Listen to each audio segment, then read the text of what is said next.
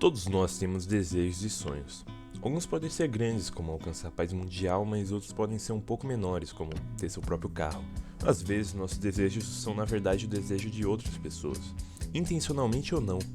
E nem sempre nos sujeitamos a situações e relações que nos agradam em prol desses desejos.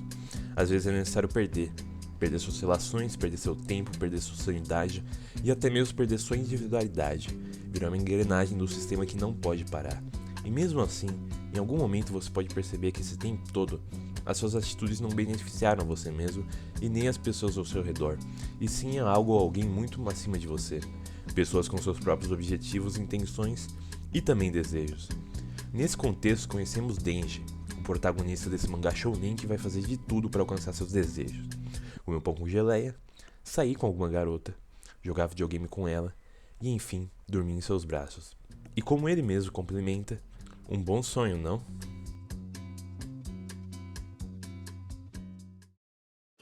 Eu não sou cachorro, não. Denji não tem nada, não. Denji tem um cachorrinho motosserra como melhor amigo e uma dívida. Uma dívida que não era inicialmente dele, mas que foi sua única herança depois da morte de seu pai. E ele passa a maior parte da sua vida pagando ela, seja cortando árvores, vendendo alguns órgãos como seu próprio testículo e também matando demônios. O dinheiro que sobra vez ou outra ele usa para poder pagar as contas da sua casa e finalmente poder comprar algumas fatias de pão para poder permanecer vivo. Apesar disso, ele continua trabalhando para alcançar seus objetivos, mesmo que no fim de tudo são as pessoas que cobram o dinheiro dele que realmente estão se beneficiando dos seus atos.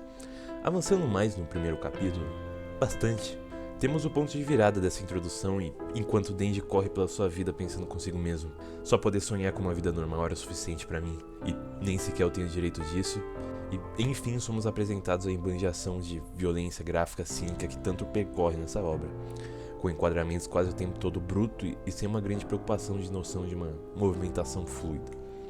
Depois disso, Denji é interrompido por caçadores de demônios da segurança pública do Japão, que lhe fazem a seguinte proposta: morrer como um demônio ou viver como um humano.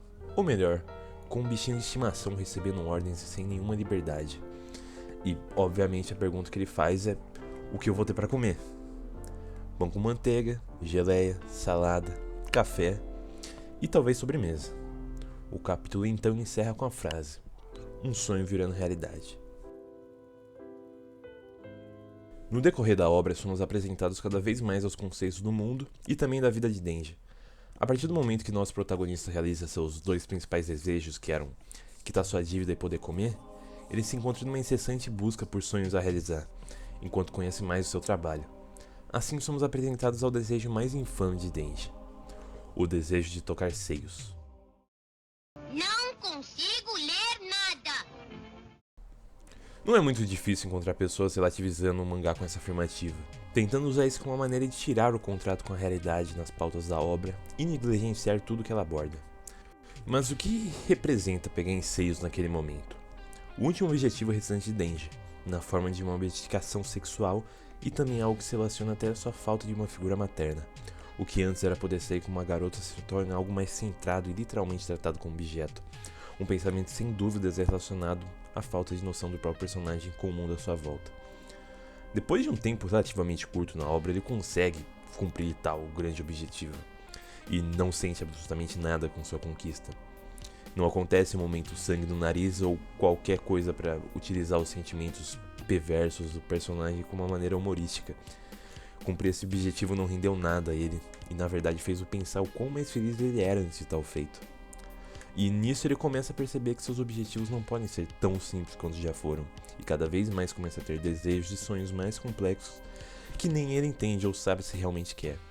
Ele começa a conhecer mais do mundo emocional, aprendendo como é conviver entre as pessoas e como ser um indivíduo, muitas vezes passando por desvios que o fazem repensar a jornada e que trazem um certo desconforto.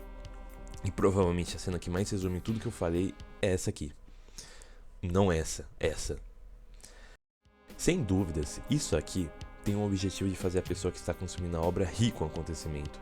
Mas o que acontece aqui não é só uma piada de uma página que só serve para tentar descontrair a obra. Isso tem uma consequência, e é de certo modo um evento-chave. Na página seguinte, as pessoas da mesa reagem de maneiras diferentes.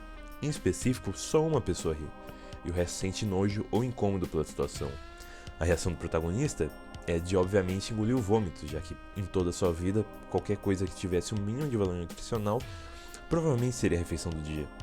Então ele inconscientemente engole o vômito, o que acarreta em uma sequência de acontecimentos que tem sua própria importância na obra e transpõe a naturalidade no bizarro que o mangá tende a abraçar, com humor em situações que não deveriam ser engraçadas e nem são reagidas na obra como algo engraçado.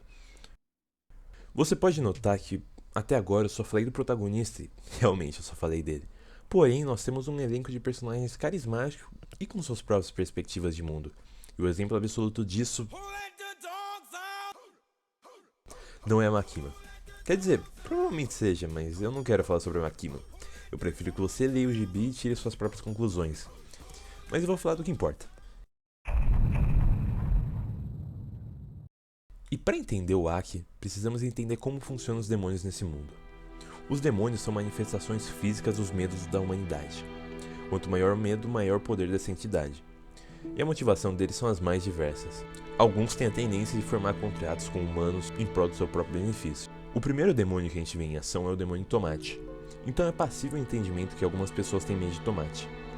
Até medos mais abstratos, como acontecimentos históricos e doenças sexualmente transmissíveis, podem se manifestar como uma entidade. Em determinado ponto da história, uma maneira de tentar combater esses seres foi a liberação ou porte de arma para quem entender como defesa própria. E não é necessário muito para imaginar que algo iria dar de errado. O uso deliberado foi gerando cada vez mais medo e conflito. Até que quando finalmente o demônio da arma fez sua primeira aparição, isso acarretou num massacre que durou cerca de 5 minutos e tirou a vida de 1.200.000 pessoas no mundo todo, incluindo a família de Aki. Então ele começa a trabalhar como caçador de demônio com uma motivação razoavelmente normal de protagonista shonen dos tempos atuais de odeio os demônios e vou vingar minha família, etc. E como ele tenta cumprir esse objetivo? Trabalhando, se submetendo a quase tudo em prol desse trabalho para enfim chegar até seu objetivo. E tudo que eu falei seria um motivo para você pensar, que cara chato. E eu também pensei isso, mas em pouco tempo essa máscara vai caindo e você vai entendendo e simpatizando com ele. E pra qualquer coisa seria estranho dizer isso, mas a cena dele chutando o saco de uma pessoa é uma prova de sua evolução como personagem.